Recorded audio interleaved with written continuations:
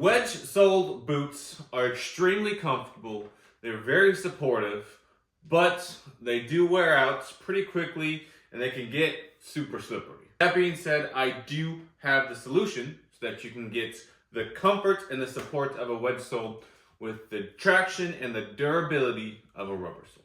My name is Oliver the Shoe Man. My wife and I own and run our family's 5th generation shoe repair business right outside of Nashville, Tennessee. And I have 2 pairs of boots here. They're brand new, both never worn. The Red Wing 1907, and these are the Danners Bull Run Chelsea. Both are wedge sole boots, both are really great boots, and the customers mailed them in brand new for our double sole regraft. Now the best time to do this is when they are brand new, although we can do them when they're worn out, we just have to replace the wedge sole. But because these are brand new, we're simply just gonna sand down the tread and glue on a rubber sole. Now before we get started on the boots, I want to show you guys the different Vibram soles that we can do if you're interested in getting this done to your boots. First is the Vibram Sierra 1276. This I believe is the coyote color. It comes in a few other shades. It also comes in black. This is going to be the thickest rubber sole that we have. Got a really nice, great traction, super durable. It does have a little bit of like a heel step. I don't know if you can see that or not, but again, really great option if you want a nice heavy duty lug sole, and it's going to be our thickest one. Second is the Vibram 148. This one only comes in black. It's flat all the way across. Let me take this rubber band off for you. So it's unlike the 1276 where you have that little step there. This one's flat all the way across. Super popular choice. This also comes standard, I believe, on the Danner Acadias and some other Danner military law enforcement type boots. Then we have the Vibram Mini Ripple. This has a really cool mini ripple pattern to it. It comes in this white, we have black. I believe it comes in red. I don't have any in the shop, but I think it does come in red.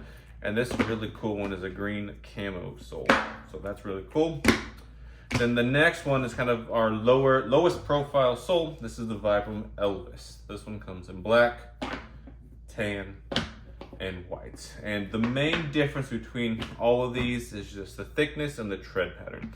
So if you want something heavy duty, grippy, go with something like this. If you want something low profile, you're gonna wanna go with the Mini Ripples or the Elvis soles. And before we get to sanding this tread off, there's a couple ways we could do this. We could leave the sole as chunky as possible, which this customer requested, which we literally just sand it down and leave it as thick as possible, glue this on, and that's it.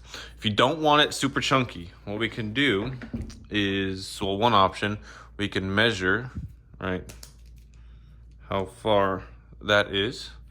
And then we'll take the side of this, and then I will be able to, right, give myself some sort of line so that we'll sand off the same thickness as the sole, so that by the time we're done with it, the thickness is the same. We could just as easily do that with this one. We'll just have to sand a little bit more off, but that's 2 options. You can leave it super chunky, or we could take off the same amount of wedge to rubber so that it stays the same height.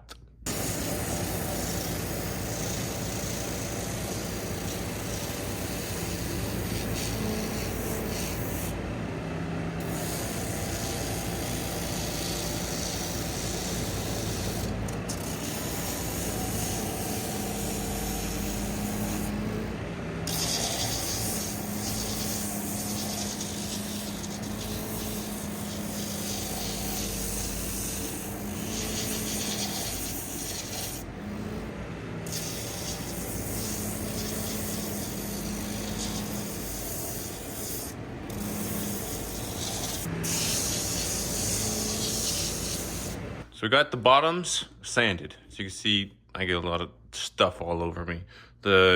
My sander has a suction unit that sucks a lot of it, but it's kind of inevitable to get it on, or it's kind of inevitable to get it all over yourself.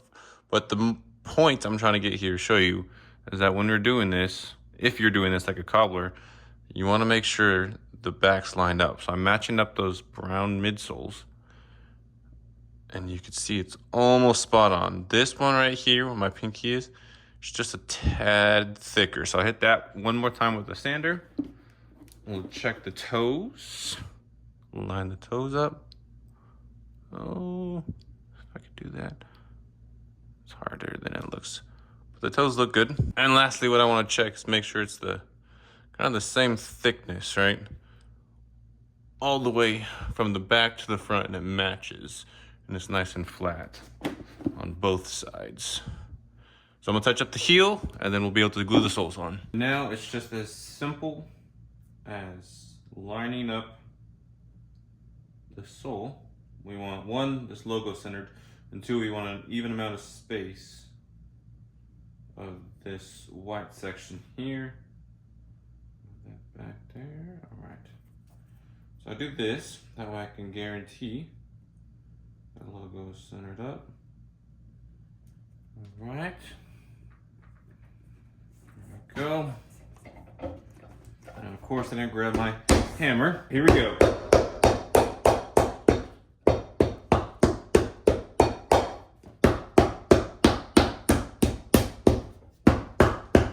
We're gonna put this in the press and let it cure for a little bit.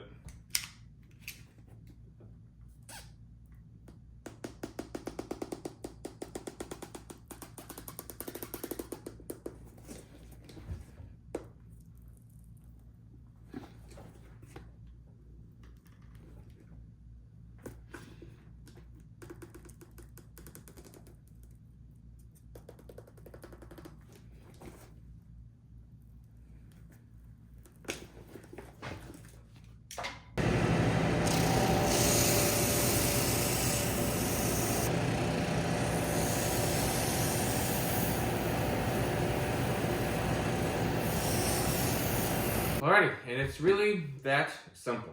Well, simple for you guys to watch in the video. I've spent the last 3-4 hours working on these two, making sure that they are properly balanced, sanded flat, even throughout the entire boot, matching. That's what takes the longest time. Sanding down the wedge. I still got cramp on myself from the sander. But once that's nice and level, we glue the soles on. And I'm going to be completely honest.